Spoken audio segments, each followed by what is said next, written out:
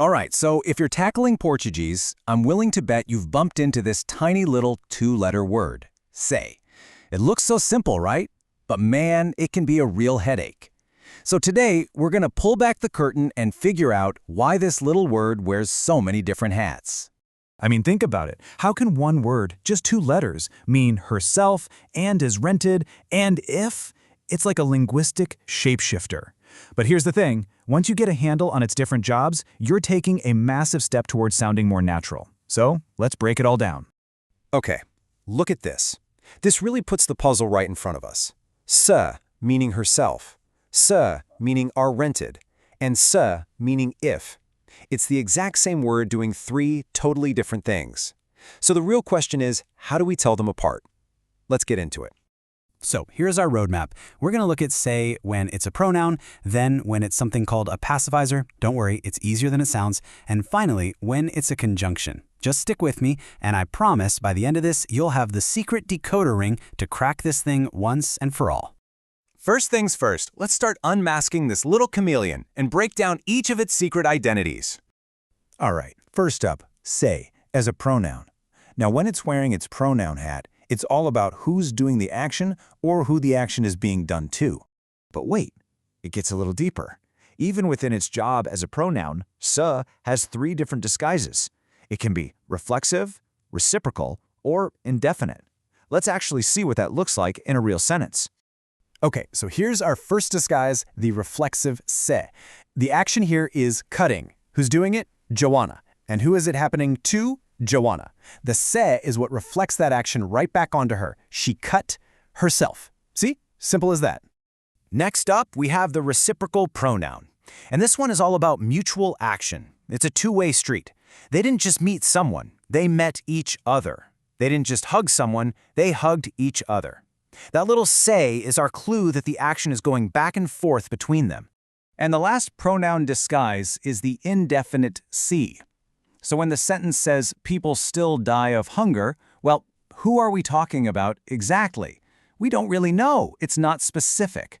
That's what si does here. It lets us talk about a general, undefined group. You know, like when we say one does this, or people say that. Okay, let's switch gears completely. Si has another totally different job.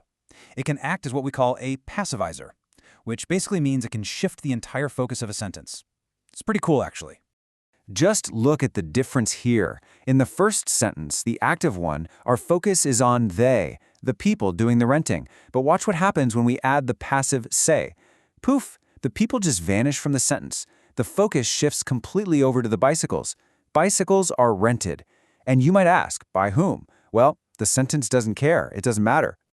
I guarantee you're going to start seeing this everywhere now, especially on signs. You'll walk by a shop and see fala-se inglês. English is spoken, or alugam-se quartos, rooms for rent. It's just a super common and really efficient way to get a point across without needing to say who is doing the thing. And that brings us to the final secret identity of sei, the conjunction. In this role, it's not about people at all. It's all about being a bridge, connecting entire ideas together. Yeah, when it's a conjunction, sei basically steps in and plays the part of if or whether in English. We're not talking about who's doing what anymore. Now it's all about setting up a condition, like an if-then scenario, or introducing a question inside another sentence. This is your classic if-then sentence.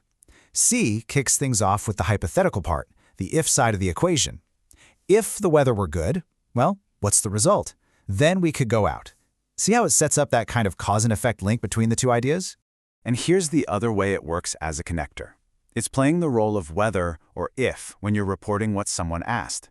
So it's not a direct question like, hey, did you see Pedro? Instead, it's reporting that question. He asked me if I had seen Pedro. That little sei is the glue that connects the asking part to the question part. Okay, so we've done it. We've unmasked the three main faces of sei: the pronoun, the passivizer, and the conjunction. So now let's put it all together into one simple tool to help you figure it out every time. And here it is. This is your official sei decoder ring. From now on, whenever you see sei, just run through this checklist in your head. Ask yourself, is this about an action happening to a person, like herself or each other? Then it's a pronoun. Is it hiding the person who's doing the action so we can focus on the thing being acted on? That's the passivizer. Or is it setting up an if or whether situation? Then you've got a conjunction. That's it. That's the whole key. So the next time you spot say out in the wild, in a book, on a sign, wherever, don't panic. Just ask yourself, okay, what job is it doing right now? Is it an actor, a spotlight shifter, or a bridge?